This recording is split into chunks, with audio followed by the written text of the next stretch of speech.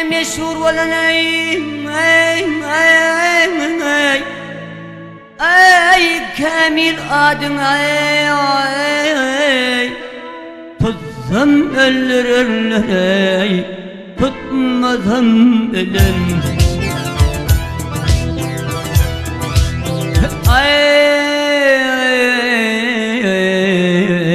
döş üstüne biten koşanlarından çiğsem öldürürler.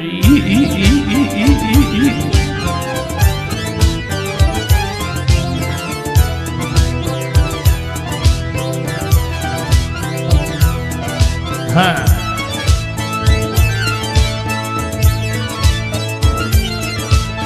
Ha. Ey bir hılvatta tutsam ey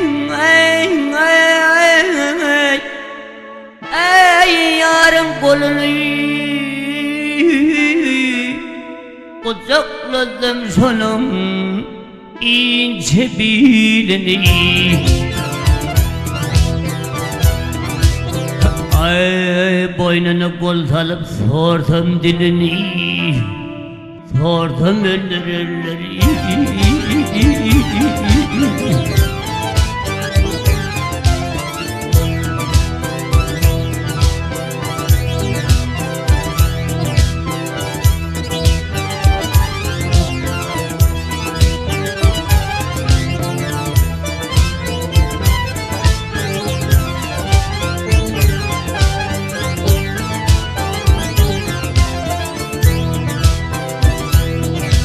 Ha.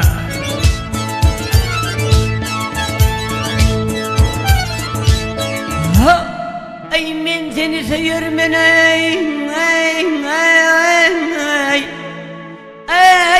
zalülen tennel sen beni sevmene korkuyarsın ilen.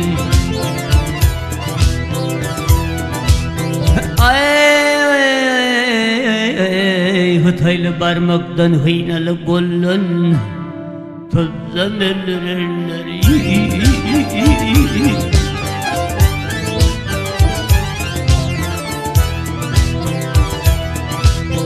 Vedadı